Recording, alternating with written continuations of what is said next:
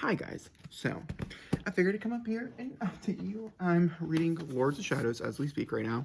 I'm like on chapter 4, which I guess is not as far as I thought. Maybe on chapter 5. Earth and Heaven. That doesn't sound very familiar, but you know, we'll say I'm on page 83, just for the heck of it. And this one is narrated by Spike from Buffy the Vampire Slayer. Which is really weird because he doesn't have his British accent because he's not actually British. And that's really hard to come to terms with. But I really like his voice better. Also, in the 10% that I read, it's much more funny. I'm laughing hysterically. And then also, because the epilogue for Lady Midnight is all about the fact that Annabelle Lee was awoken. And that's kind of what they're trying to solve here. I don't tend to enjoy novels as much if I know spoilers ahead of time before the characters. I'm much more of a person who likes to figure it out with the characters, not be blatantly told and then watch the characters figure out, like, ooh, I have something on you as a reader. And so I'm curious to see how long they're going to figure out that's Annabelle Lee that is awoken. And I'm not really sure how she was awoken, so there's a lot of mysteries and questions at the end. I don't like her with Emma and Mark. I think they're cute, but like obviously they're not Emma and Julian. And I'm very curious to see if, oh, okay, hold on. Side note. So we have a new character. This is the Lost Herondale. He's a dick. I don't really like him. I'm not really shocked. All Herondales are dicks. So like, it's just in the brain, I guess. So that's a very big part of this so far is the new Herondale. I can't think of his name though. And I was like, is it on the back? And that'd be a really big thing to like just be like out in the open about. Does not seem like it. I'm not judging it for that answer. What is some other stuff here? What are some other things to talk about? Oh, we're gonna go to the Courts of Fair. Oh, why am I reading that? I don't want to know spoilers. And so yeah, we're also so very much in the Black Forest, which I find to be very interesting. I have a strong feeling that we might get another gay romance. I'm getting some vibes. We'll see. It could just be the reader putting those down, those vibes. Mark has talked a little bit about Kieran. Clary has made the Mortal Instruments cast is much more prevalent in here. I've not seen Simon and Isabella, or I saw Alec very briefly at the end of the last book, but Simon and Isabella are getting married, which is really, really exciting for them. Clary turned down Jace to get married, which hurt my soul, because I'm just like, really? We're not even a part of the romance, and we're still doing this off and on bullshit? It's not. She thinks she's going to die. So now I'm really nervous, and now the stakes are really raised, and if she dies, I think I might cry. Which is really weird. 9 books, 10 books, 11 books ago, I probably wouldn't have said that. But now I kind of think I'm going to cry if she does die. We have a lot more story to read. Obvious. And I'll be reading it today while I'm at work, and I'll be reading it tomorrow while I'm at work. The plan is to get this one done this week as well, and then to probably not pick up another audiobook until I go back to work at the end of the month. So, and then we'll just focus on, because I did find an audio of the other one. So, yeah, alright. I'll talk to you guys soon. Thank you for watching. Love you guys.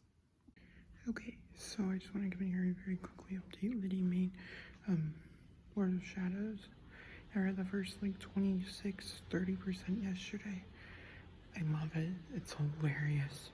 I'm having such an amazing time with it.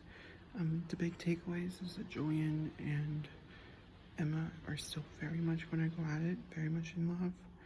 And there's some other things. They're in Fairy right now looking for Kieran, which I find to be very fascinating. Mark and Christina are kind of a thing, because Diego is with this girl that I absolutely hate, which I'll talk about more probably this evening as things get on. They're trying to make it so it's like before, like when Magnus Payne first, or his stories first started. And I'm just getting reactivated the whole thing, as you should be. And with the whole downwater stuff, I told you about Clary and Jace and stuff. Alec and Magnus have a new child, which is just so, which I'm assuming is super cute. I can't wait to read their spin-off series. Okay, that's all my updates for now. I'm sure there's other stuff, and I'll try to cover the whole book when I finish it. I don't know if that'll be this next update or what. Alright, that's it.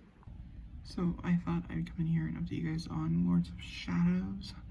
I am now 45% into the book, and back with Barry, all of that happened was so fascinating with the Fairy King, who everybody doesn't like, and then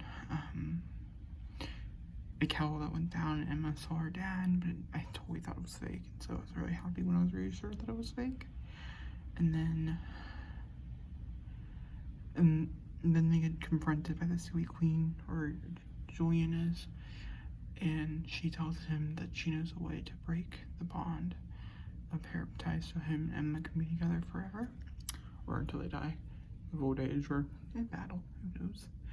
And so I feel like this is going to be another, like, Will Herondale, where he was trying to break his curse, and so that's kind of the vibe I'm getting, which is very interesting. He's still not very off-putting to her.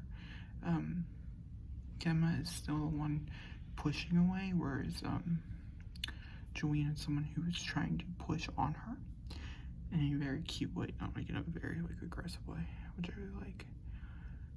I really, really, really love the new one. Oh my god, I heard his name just a minute ago. I was gonna tell you it. Kit.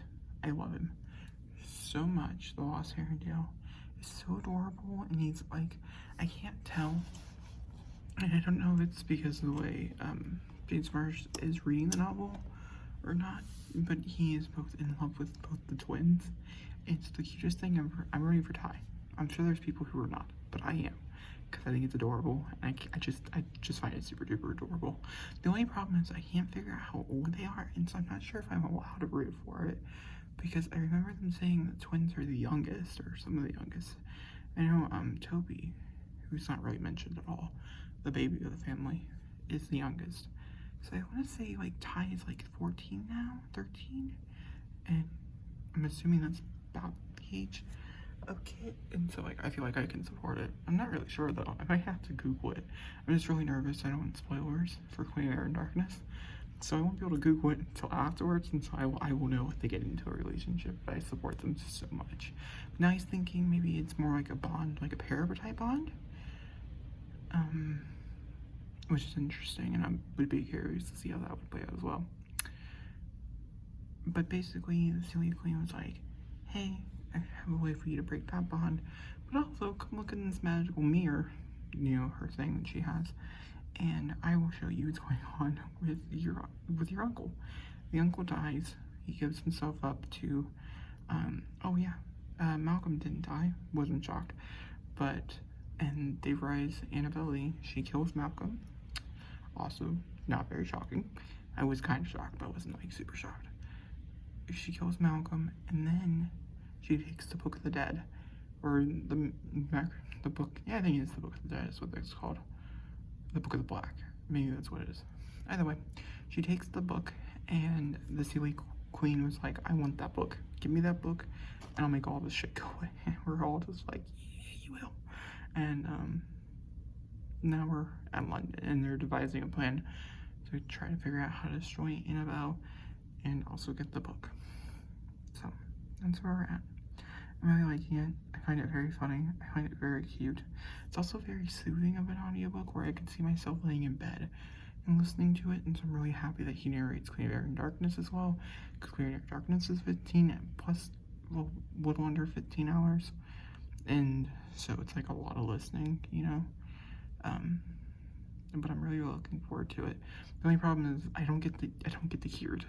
We're going from this to Lords of Shadows to Ghost of the Shadow Market, which is much shorter, then to Queen of Air and Darkness, and then we're gonna go for, and I think it's the first one in the Malik series and trilogy, and then Chain Iron, and the second one, and then we should be all caught up to date, which is crazy. And then I think we're gonna binge Throne of Glass next.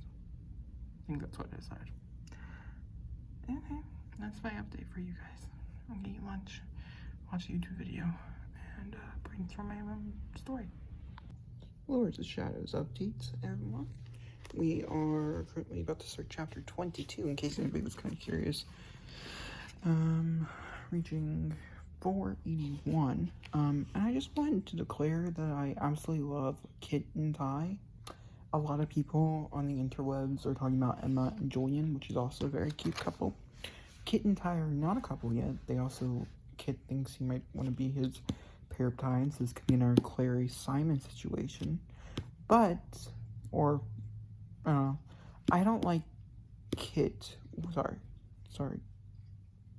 I do not like Kit with Liliana. I don't think they have great chemistry. And I'm starting to kind of try to figure out if maybe that was like the whole point of their relationship. Was it? I just think Ty and Kit have such amazing chemistry. And Kit just announced he's going to be staying with the Blackthorns. He's not leaving. He's not going to try to leave. You know what? That's enough for me. I really like this character. I think he was a great addition to this novel. I was a little nervous in the beginning. I really like him now. In our arcing of pages. Alright, back to reading. Okay, so kind of update. I just learned that they break the parent-type bond. It breaks all parent-type bonds? What? But they have confessed their love to each other again. That's where I'm at. This is my little update. I can't talk for a book. Not yet, but I do have to say, if Kit and Ty are not endgame, I'm gonna be so mad. Like, I get you can have like platonic best friends and stuff. We've seen it over and over and with both males and females throughout this book series. It's one of the better things that Cassie does. But they have such amazing like romantic chemistry that truly I would just be aggravated. It would make me so mad. But hey, each their own. Maybe they are gonna be maybe the new thing for Paratize is based on love instead of based on friendship and like power. I'm not really sure, to be honest with you. I'm not done with the book yet. Just Lydia, I want to say Liddy, just said no to Kit, saying that this was a bad idea. And I think she understands that it's because Ty's in love with him. Because I see it, and I believe it, and that makes it true.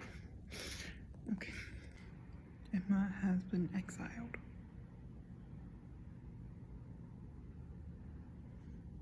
Assuming that's how the book's gonna end. Who knows what's gonna happen in the third one? Damn. Okay, so I realized I never did give you an outro for Lords of Shadows by Cassandra Clare. I ended up getting this, I'm pretty sure, a 5 out of 5 stars. It's not a 4.75 out of 5 stars. I really did like it. I think this is everybody's favorite out of the Dark Artifice is the Lords of Shadows. From what I understand, the book ends with Libby dying. They end up getting Annabelle to come and talk. I do want to mention that I'm not going to explain this in the best of my abilities like I were with our like daily updates, and that was just because I meant to finish it probably that night and then something happened and I just never got around to it, and then now we're here. So basically I'm just telling you my wrap up of it. Julian got her to be able to speak in front of the council to basically say, hey, I'm not a bad person. They pressured her into taking the mortal sword. The mortal sword ends up murdering Libby, and our good old girl, Emma, breaks it with katana, shattering the mortal sword and wrecking a whole lot. That's all I can truly say for this, as I'm not really sure where the bleeding from this to Clan of Airy Darkness, which I'm already reading, is. So yeah, this was a 4.75 out of 5 stars. If I don't seem so upset by the ending as some of you guys had hoped and or maybe thought I would be, that is just simply because I'm just so far from the actual story at this point that I'm so in the Clan of Airy Darkness that I've gone through the literal death of Libby already. So that's my opinions on this one. Let me know your guys' opinions in the comments down below, as I would love to know. And yeah, I'll talk to you guys soon for another video soon. Thank you for watching. Goodbye.